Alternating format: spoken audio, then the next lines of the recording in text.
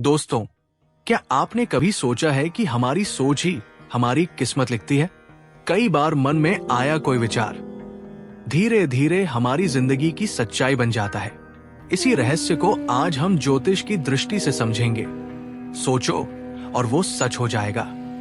क्या ये केवल मनोविज्ञान है या फिर इसके पीछे ग्रह और नक्षत्रों का भी अद्भुत खेल छिपा है?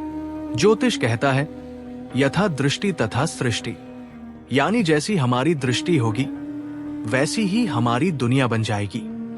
सूर्य हमारी आत्मा है। जो विचार हम आत्मा में बोते हैं वो जीवन के खेत में अंकुरित होते हैं। चंद्रमा मन का प्रतिनिधि है। चंद्रमा जिस भाव और जिस नक्षत्र में बैठा है वैसी ही हमारी सोच बनती है। अगर चंद्रमा मजबूत है, सकारात्मक विचार आएंगे और वही सकारात्मक वास्तविकता बनेगी। अगर चंद्रमा कमजोर है, नकारात्मक विचार बार बार आएंगे और वही घटनाओं को आकर्षित करेंगे। इसलिए ज्योतिष कहता है कि मन ही भाग्य का बीज है। अब सवाल आता है, सोच से वास्तविकता कैसे बनती है? बृहस्पति यानी गुरु हमारी आस्था और विश्वास का ग्रह है। अगर जन्म कुंडली में बृहस्पति मजबूत हो तो व्यक्ति की सोच उच्च और विश्वास अडिग होता है। और जब विश्वास अडिग हो जाए तो विचार धीरे धीरे परिस्थितियों को अपनी ओर खींच लेते हैं। शनि यानी कर्म का कारक धीरे धीरे हमारी सोच को कर्म में बदल देता है। आप बार बार सोचते हैं मैं सफल बनूंगा, तो शनि आपको उसी दिशा में अवसर और संघर्ष दोनों देगा। अंत में वही विचार वास्तविकता का रूप ले लेता है।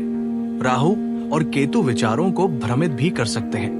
अगर राहु चंद्रमा के साथ है तो व्यक्ति अक्सर अवास्तविक या डरावनी कल्पनाएं करता है।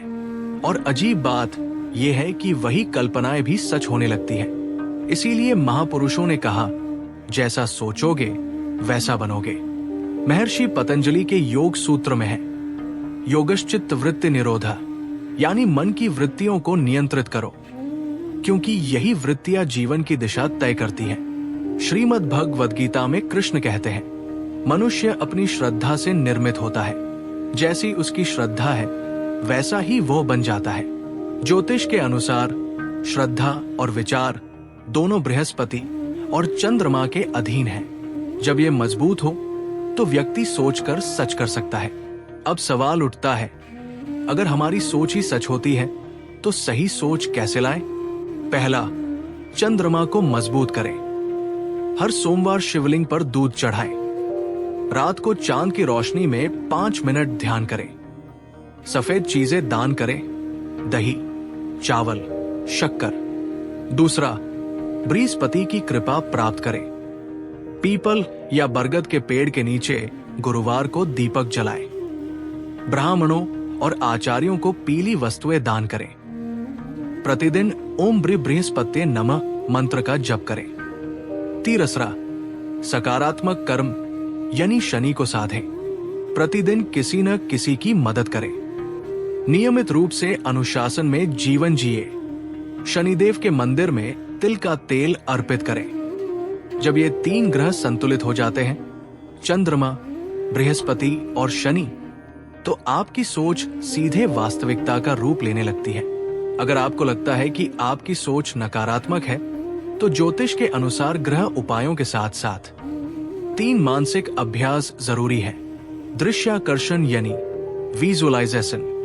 रोज 5 मिनट अपनी इच्छा को पूरा हुआ मानकर आंख बंद करके अनुभव करें। सकारात्मक मंत्र, सो अहम मंत्र का जप करें, जो मन को शक्ति और शांति देता है।